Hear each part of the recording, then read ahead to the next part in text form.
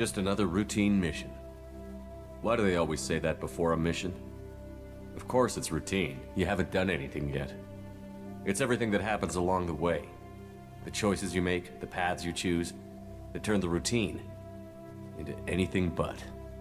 Of course, that's how it started. A routine mission, answering a distress call. And look where that got me.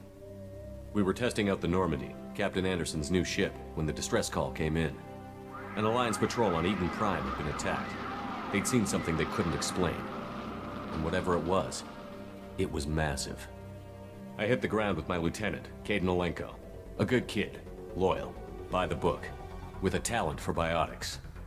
We came across the lone survivor of the patrol, Gunnery Chief Ashley Williams. A soldier to the core. Tough, disciplined, ready to take on whatever came her way. Ashley joined up with us and took us to the spot where she lost her squad.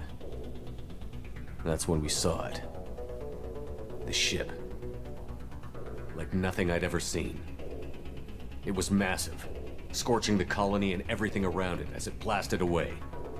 We followed the path of destruction to an artifact, a beacon left by a long-dead race called the Protheans. The colony had dug it up, and whoever attacked them had tried to take it. Chief Williams made the mistake of getting too close. It hit her with some type of energy. I grabbed her and threw her out of the way. That's when it hit me. Hard. Every muscle in my body went rigid. I couldn't move, could barely breathe. Everything went black. And then I saw something. A vision. Dream. A nightmare. By the time I woke up, we were halfway to the Citadel on our way to meet the Council. I was expected to explain what I'd seen. Anderson came along. So did Adina, our political representative on the Citadel. With those two heavyweights, it seemed reasonable we could persuade the Council that the ship we'd seen was a potential threat. As was the individual behind the attacks. The main suspect for the Eden Prime massacre was a Turian Spectre named Saren. He'd been seen by one of the survivors from the colony at Eden Prime, and there was some evidence to suggest that the ship was connected to Saren. But even Adina's pointed accusations weren't enough to convince the Council. They just couldn't believe one of their chosen elite Spectres could be guilty of something like that. They needed proof, which meant I needed proof. Fortunately, I wasn't alone in my search. Garrus, another Turian, wanted to help. A top agent for Citadel Security. Despite orders from his superiors that he shouldn't get involved, he told me he was suspicious of Saren, and he had some useful leads. More importantly, he was willing to share them. That led me to Rex, the biggest, nastiest-looking Krogan bounty hunter I'd ever seen. He turned out to be more than just a brute. It was his intel that led to a fugitive with incriminating evidence on Saren. The fugitive turned out to be an energetic little Quarian named Tali. A tech expert with a knack for hacking, she'd procured some information on Saren. Evidence that proved Saren was dirty. Tali's evidence proved that Saren was responsible for the massacre on Eden Prime, and that the immense warship we'd spotted was in fact Saren's flagship. But it went much further. Saren was trying to find a way to bring back a race of sentient machines from dark space. Machines allegedly responsible for cleansing the galaxy of all organic life. These Reapers were blamed for wiping out all life 50,000 years ago, including the Protheans, then disappearing back through the mass relays to dark space, leaving no trace they'd ever been. That explained why Saren was after the beacon, and it made some sense out of my visions. But not much else. We couldn't convince the Council that the Reapers were a threat, but they agreed Saren had to be stopped. They stripped him of his Spectre status and gave me the honor of becoming the first human Spectre. My first task? Bring down Saren. Anderson decided to stay behind, giving up his ship, the Normandy. He told me I would need it more than he would. He also pointed me in a direction. Liara, a Prothean expert, adept in biotics, and maybe most importantly, daughter of Benezia, Saren's top lieutenant. And like most Asari, as beautiful as she is intelligent, and born with a unique ability to meld with other species. Liara was able to help me decipher some of the vision the beacon had given me. Nothing concrete, but it gave me some clues. And a new appreciation for the Asari. Her technique for accessing my vision was unexpected, but not at all unpleasant. Ashley was a little concerned about the connection I shared with Liara. As commander, I knew either relationship had the potential to interfere with the mission. I told Liara about how I felt. Apparently, she'd felt it too. But we agreed we wouldn't let it get in the way of our mission. Finding Saren. Thanks to Liara's help, we had our next lead. Venezia. Saren had taken her to Novarian, where he'd enslaved a dangerous race of insect-like creatures, the Rachni. He ordered Venezia to use the same technique Liara had used on me to extract information from the Rachni Queen. The Queen's drones were everywhere, and they weren't happy. We had to fight through hundreds of them to get to Venezia. By the time we arrived, Saren was gone. With the information. I tried to reason with Venezia, but Saren had indoctrinated her. He had somehow acquired the ability to control people's actions and wills. Venezia wouldn't surrender, and Liara was forced to watch her mother die in her arms. And I was left with an angry, dangerous Rachni Queen to deal with. She claimed her drones would do no harm if I released her.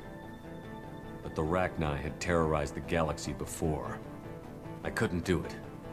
I wouldn't doom an entire species for past sins. And the Queen was true to her word. She left and took her army of drones with her. With Saren's top lieutenant dead, he was quickly running out of time and places to hide.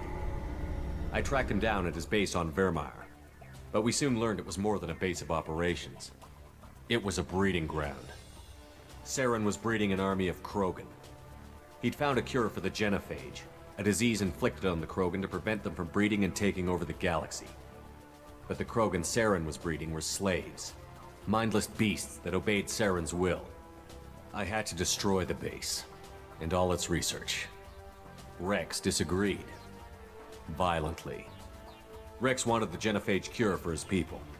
I tried to convince him to help me destroy it, that these Krogan weren't real. But he wouldn't back down. Fortunately, Rex is smarter than he looks. He realized this wasn't the way to help his people, and that Saren was the real threat. When we finally got to the center of the base, I realized just how close Saren was to completing his plan. He was already in communication with the Reapers. Sovereign, Saren's flagship we'd all assumed was just a ship, was a Reaper. It spoke to me, threatened me. I could feel the menace it had for every living thing. It wanted me dead. It wanted us all dead. And I knew it was capable of doing just that. What I couldn't understand was why Saren would help it. But there was no time to think about it. Sovereign knew where we were. We had to destroy the base and get the hell out. I split up my team in 2 squads, sending Ash with one and Caden with the other as a distraction. We had a nuke, and we planned to use it. Before we could detonate the bomb, Saren showed up. We fought. I stalled him to make time for my team. And in talking to him, I realized the truth.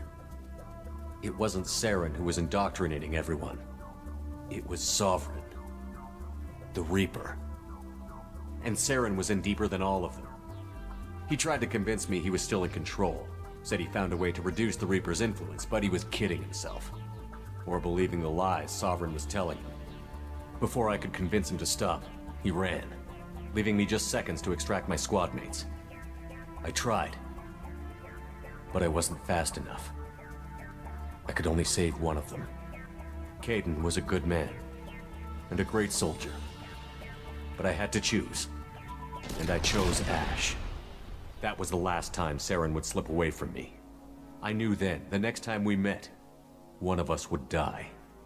With my team mostly intact, we chased Saren and his army to Ilos, a long-lost planet that had once belonged to the Protheans. As we prepared for what we knew would be a desperate fight, I spoke to my crew. We were just one ship, against Saren's growing army. I assured them all that despite the odds, we could defeat him. Liara saw through my words. She knew I was hurting after Caden's death. She could sense my doubts. We both knew this mission could be our last.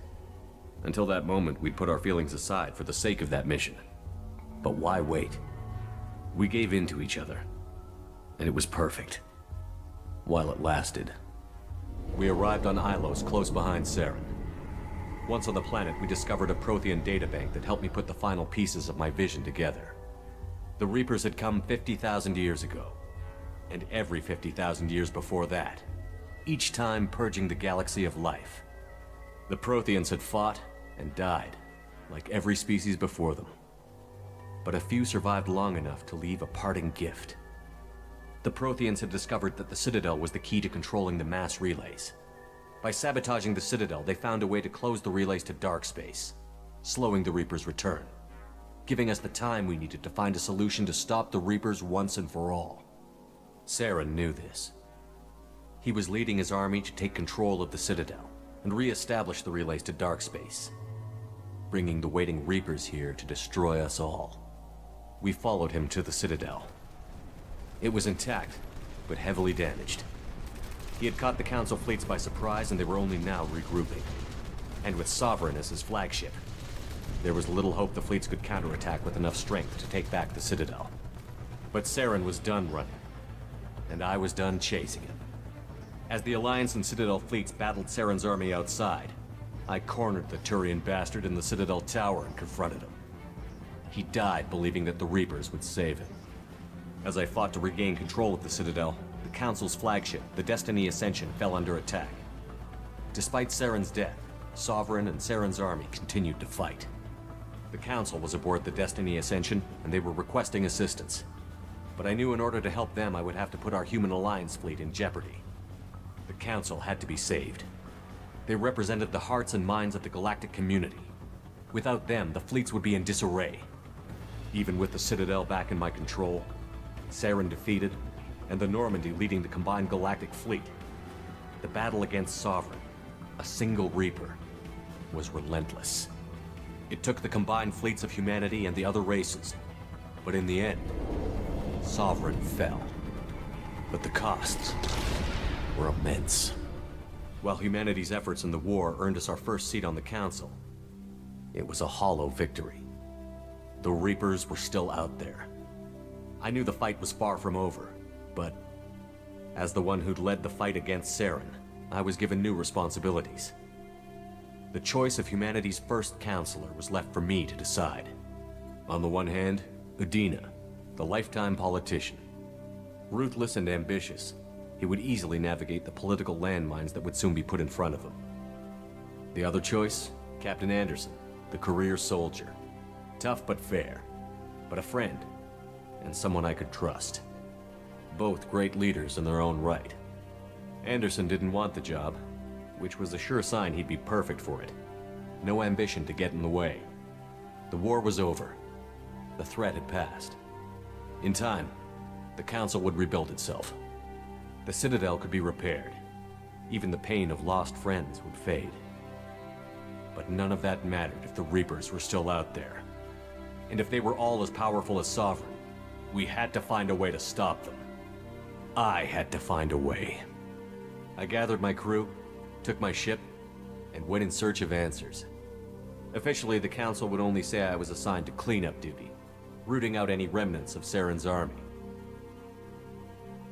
Just another routine mission.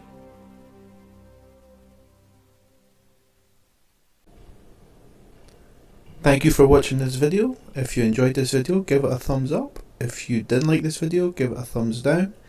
If you're not subscribed, please subscribe. Every little helps.